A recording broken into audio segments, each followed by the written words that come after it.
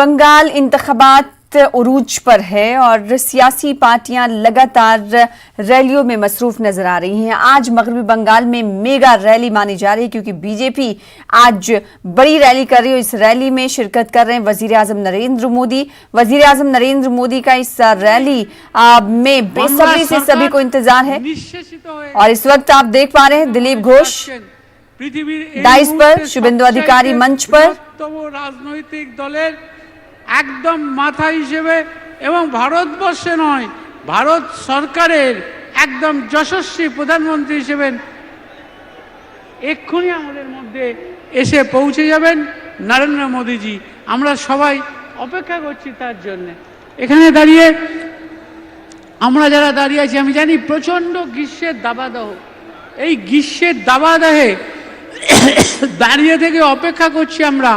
কেন না আমি আর নতুন করে বক্তৃতা বাড়াতে যাচ্ছি না, কারণ আমরা সবাই এই মুহূর্তে মেন্টালি প্রিপেয়ার্ড হয়ে আছে যে ভারতবর্ষের একজন মানুষ, যে মানুষ भारतवर्ष के दारिए। तस्वीर आप देख रहे हैं ब्रिगेड मैदान से, जहां पर दिलीप घोष डाइस पर मौजूद हैं और खिताब कर रहे हैं। वजीर आजम नरेंद्र मोदी के खिताब का बेसब्री से इंतजार किया जा रहा है। पीएम मोदी आज अपने खिताब में क्या कुछ कहते हैं ये देखने वाली बात होगी। तो वहीं अब से कुछ देर पहले की अगर हम बात करेंगे तो मिथुन चक्रवर्ती बीजेपी में बाज़ाब्ता तौर पर शामिल हो गए हैं।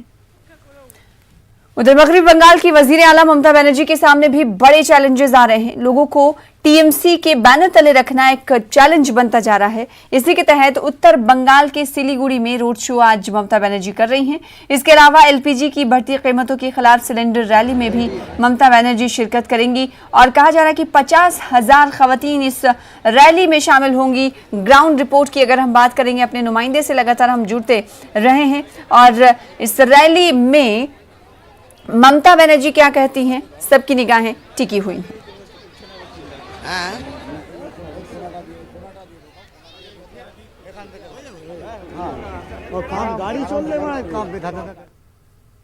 बहुत बड़ा होगा, ऐतिहासिक रैली होगा।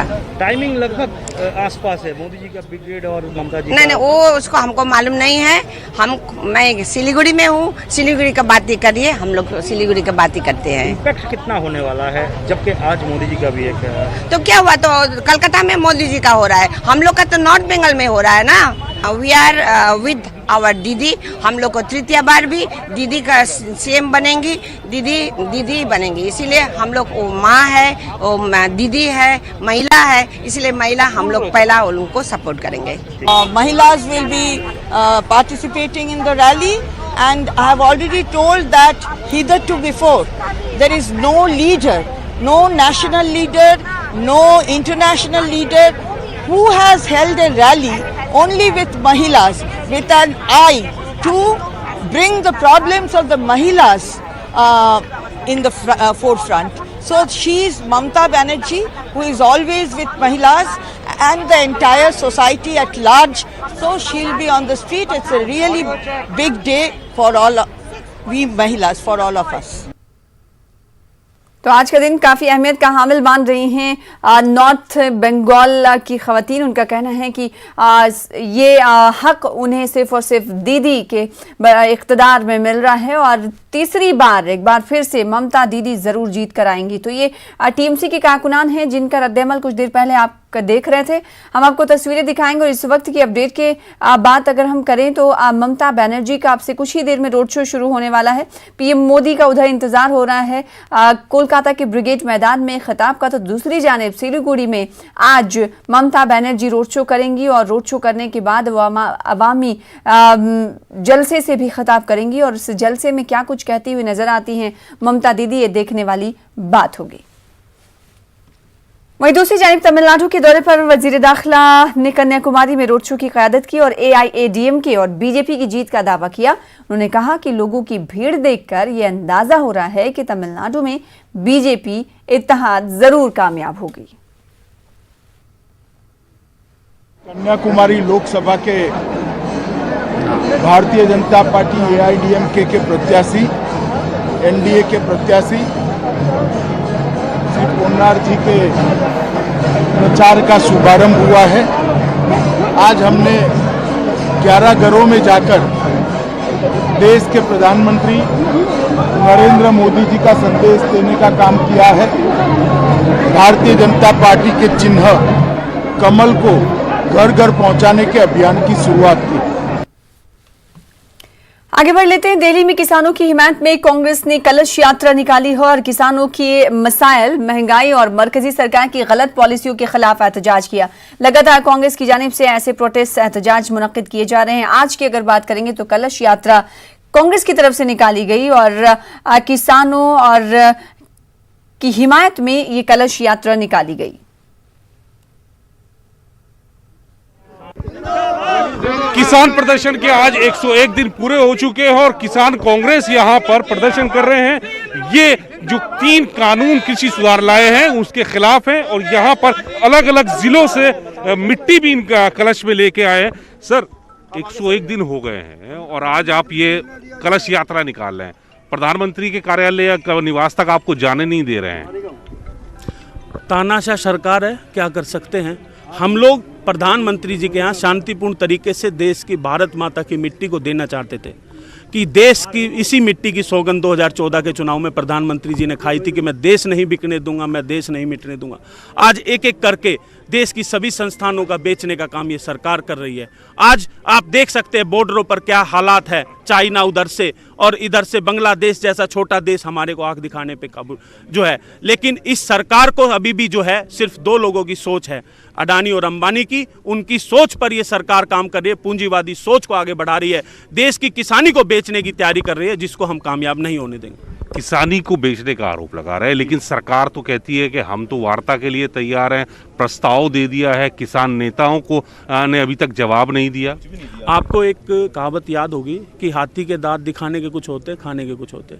सरकार उसी तरीके से काम कर रही है। जब देश का सभी किसान संगठन बार बार अपील कर रहे हैं कि हम बातचीत को तैयार है, सरकार सुनने को तैयार नहीं है। एक तरफ प्रधानमंत्री जी कहते हैं कि एक फ़ोन कॉल दूर हूँ मैं, वो नंबर किसके पास है? वो नंबर देश के अन्नदाताओं के पास तो नहीं है, वो नंबर तो 2 लोगों के पास है। जो राहुल गांधी जी ने नारा दिया था, हम 2 हमारे 2, उन्हीं 2 लोगों के पास है और उन्हीं 2 लोगों से बातचीत होती है। देश के अन्नदाताओं से कहाँ प्रधानमंत्री जी की बात होती है? प्रधानमंत्री जी तो अपने मन की बात करते हैं, देश के अन्नदाताओं के मन की बात सुनना ही नहीं चाहते।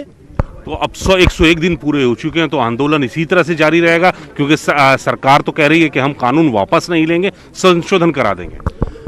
सरकार को ये 3 काले कानून वापस लेने पड़ेंगे। मैं आज कह रहा हूं, आप लिख कर रख लीजिए, ये कानून वापस लेने ही पड़ेंगे। और जब तक ये काले कानून वापस नहीं होंगे, देश का अन्नदाता अपने घर जाने वाला नहीं है। आंदोलन ऐसे ही जारी रहेगा। तो ये सब किसान कांग्रेस के लोग हैं जो कह रहे हैं कि जब तक कानून वापस नहीं होंगे, देश का अन्नदाता आंदोलन नहीं छोड़ेगा। कैमरामैन सत्यप्रकाश के साथ नई दिल्ली से अशरफ काज़मी, न्यूज़ 18। तो किसानों के एहतजाज को 100 दिन यानी 100 दिन मुकम्मल हो चुके हैं। दिल्ली के जायद का अरसा गुजर रहा है। दिल्ली के बॉर्डर पर किसान अब भी जमे बैठे हैं। कपकपाती सर्दी को झेलने के बाद गर्मी के मौसम से निपटने के लिए किसानों ने तैयारियां कर ली हैं। किसानों ने कई टीमें तैयार की हैं जो मुल्क भर में महापंचायत के जरिए लोगों को तैयार कर रही है, यानी अपने साथ जोड़ रही है। किसानों का कहना है कि मरकजी हुकूमत जब तक ज़र क़वानीन को वापस नहीं लेती, किसान अपनी जगह से 1 इंच भी पीछे नहीं हटेंगे।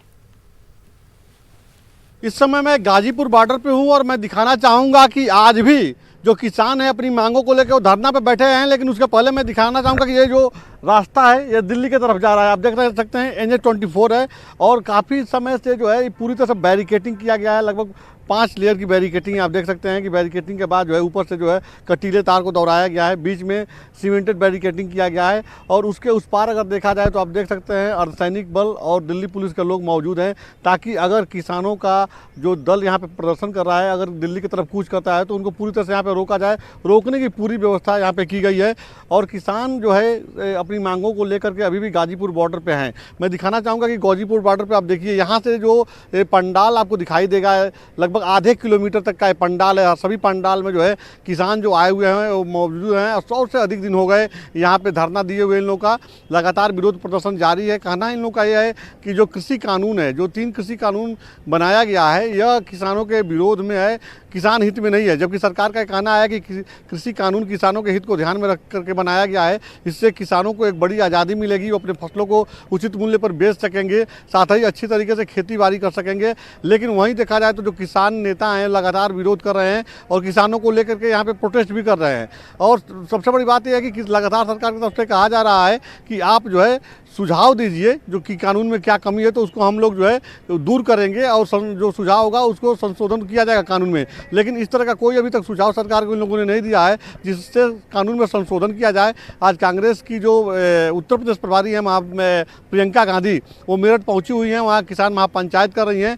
तो देखा जाए तो कांग्रेस इसको पूरी तरह से हाईजेक कर लिया इस आंदोलन को और पॉलिटिकल माइलेज लेने के उसमें आगे चल रहा है।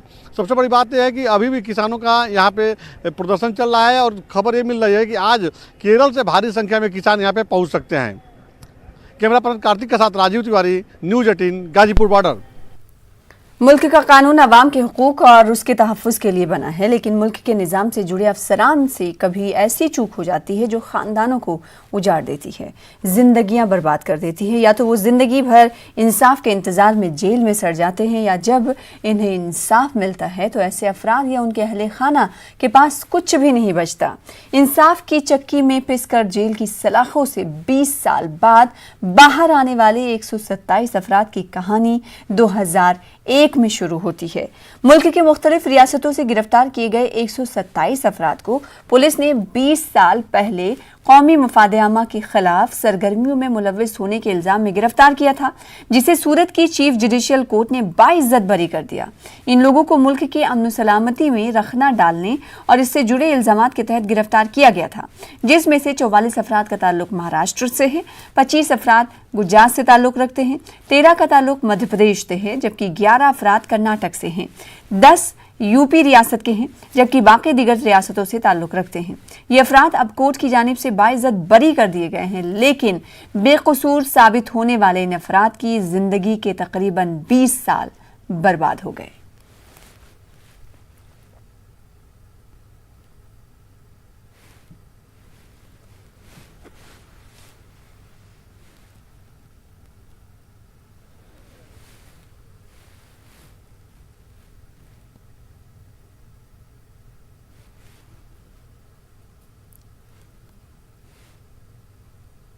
और आप लोगों को ज़रूर मालूम होगा कि 20 साल के अरसे से इंसाफ के नाम पर बेइंसाफी का एक सिलसिला जारी था और बेकसूर लोगों को झूठे मुकदमे में फंसा दिया गया था। और 20 साल से ज़्यादा हो गए हम उस इंतज़ार कर रहे थे कि इंसाफ हो, इंसाफ हम लोग। बहरहाल बहुत देर से इंसाफ मिला है, लेकिन बहरहाल आज का हो गया मुख्य दरवाज़ा बंद हो गया है और हम दुआ करते हैं कि मुल्क के हर शहरी को इंसाफ मिले, किसी के साथ भी भेदभाव और बेइंसाफी न हो। और आइंदा बहरहाल हमें इस्लाम के लिए जो काम करना है वो हमारा हक है और हमारी जिम्मेदारी भी है। हम इंशाअल्लाह कोशिश करते रहेंगे कि वो काम जारी रहे हमारा। 127 આરોપીઓ હાલના કેસના હતા જેમને નિર્દોષ છોડવામાં આવેલ છે। આમાં જે કાયદા જે અનલોફુલ એક્ટિવિટી એક્ટ હેઠળ જે કાયદો છે તેની જે પૂર્વ ચાર્જશીટ કરવા માટે અને પ્રોસિક્યુશન કરવા માટે પૂર્વ પરવાનગી મેળવવાની હોય સરકાર પાસેથી, તે જે મંજૂરી મેળવવામાં હાલના કેસમાં આવેલ તે કાયદેસરની નહોતી અને તે વેલિડ સેન્કશન નહોતી। તેના કારણે નામદાર કોર્ટે એવું હોલ્ડ કરેલ કે ભાઈ જે સેન્કશન વેલિડ નથી એટલે આખું જે પ્રોસિક્યુશન છે તે વિષેક છે અને તેથી આરોપીઓને નિર્દોષ જાહેર કરીને છોડી મૂકવામાં આવેલ છે। हमने आपको हमारे खास प्रोग्राम बायजूस यंग जीनियस में मिलवाया था शौर्य भसीन से। आइए देखते हैं हमारे प्रोग्राम में आने के बाद उनका तजुर्बा कैसा रहा।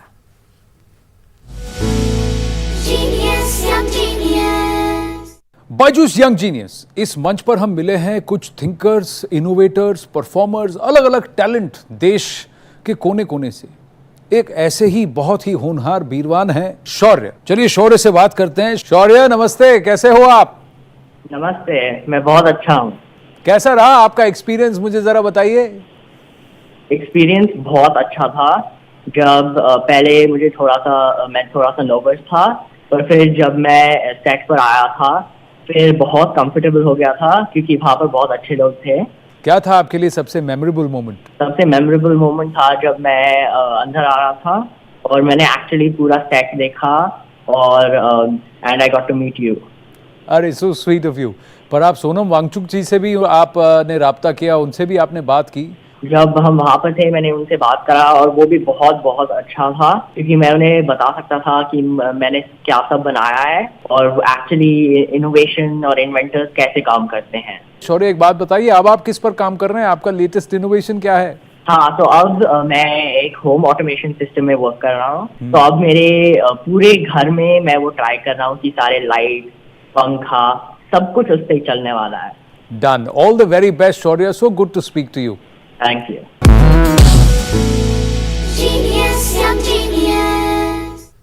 कोरोना वबा के दौरान बाहमी इमदाद और इंहिसार का जज्बा मुस्तहकम हुआ है। मुल्क इस वबा से मुत्तहिद होकर मुकाबला कर रहा है। टीकाकारी के ऐलान के बाद हम बेहतर ताउन करें, जिससे हम कोरोना को मात देने की जानिब कदम बढ़ा सकें। नेटवर्क 18 इस मुहिम में हर कदम आपके साथ रहेगा। जब तक सभी महफूज नहीं, तब तक कोई महफूज नहीं होगा। इसी सोच की बुनियाद पर हमारी मुहिम संजीवनी का मकसद ये यकीनी बनाना है कि वैक्सीन पाना सभी हिंदुस्तानियों का हक है। इस न्यूज हेडलाइंस के प्रायोजक पेट सफा आयुर्वेदिक जूस। पेट सफा, हर रोग दफा। दुनिया में सबसे ऊंचाई पर बनाए जा रहे रेलवे ब्रिज का काम इस साल पाए तकमील को पहुंच जाएगा। दरियाए चनाब पर यह पुल तामीर किया जा रहा है। चनाब ब्रिज न्यू इंडिया का एक ऐसा नायाब तोहफा है जो पूरी दुनिया में हिंदुस्तानी टेक्नोलॉजी का लोहा मनवाने वाला है। देखिए हमारे नुमाइंदे सुरेंद्र शर्मा की खास रिपोर्ट।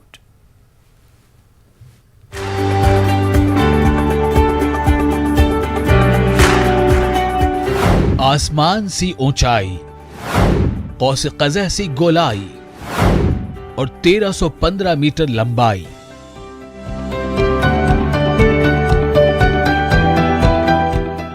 ये एक ऐसी अनहोनी है जो अब मुकम्मल होने जा रही है। चनाब नदी के ऊपर बनने वाला कमाल का ब्रिज अब अपने इख्तितामी मराहिल में है। हैरान कर देने वाला यह तामीरी काम जम्मू रीजन में चनाब नदी पर चल रहा है। काम मुकम्मल होने के बाद ये दुनिया का सबसे ऊंचा रेलवे ब्रिज होगा। उम्मीद है कि ये पुल इस साल तैयार हो जाएगा। डेडलाइन जो दी गई थी वो थी 25 मार्च ये 2021 तक। तो इसमें अब ये तकरीबन 99% काम जो है जिसका जो है वो आर्च का जो है वो कंप्लीट हो गया है। चनाब नदी पर बनने वाले इस ब्रिज का स्टील आर्च मुकम्मल होने वाला है। क्यों अहम है ये पुल, आइए बताते हैं। ये पुल सतह नदी से 359 मीटर की ऊंचाई पर तामीर हो रहा है, जो फ्रांस के एफल टावर से करीब 30 मीटर से ज्यादा ऊंचा है। गहरी खाई में तामीर हो रहे इस पुल के असल मेहराब की ऊंचाई 476 मीटर है। ये मेहराब हिंदुस्तान का सबसे बड़ा मेहराब है। सुनिए इसे तामीर करना कितना चैलेंज भरा काम है।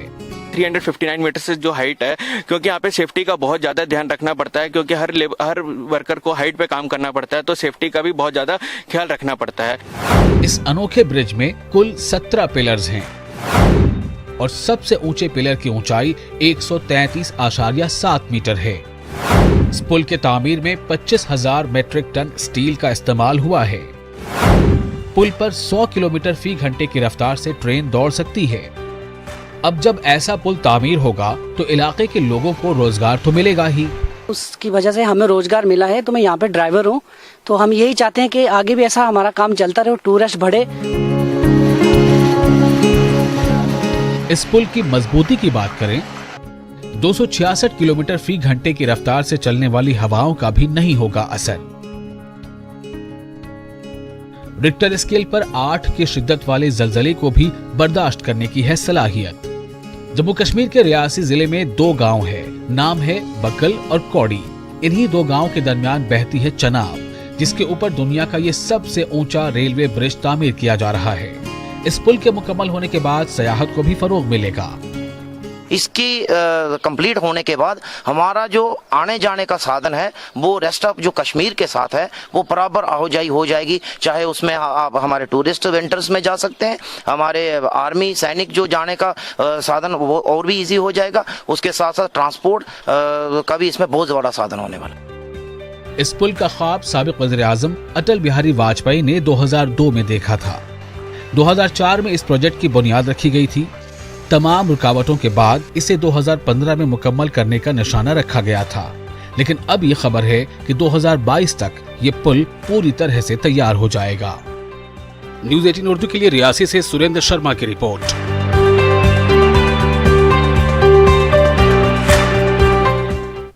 कल आलमी यौम ख़वातीन है और इस सिलसिले में दुनिया भर में ख़वातीन से मुतालिक प्रोग्रामों का इनेकाद किया जाता है।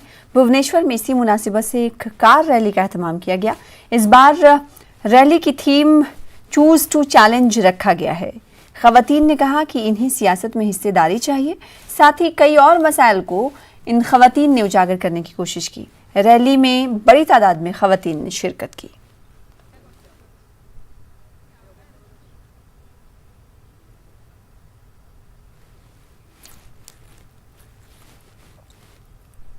फिलहाल इसी के साथ इस बुलेटिन में इतना ही। मज़ीद ताज़ा खबरों के लिए आप लॉग इन कर सकते हैं हमारी वेबसाइट news18urdu.com पर। मुझे दीजिए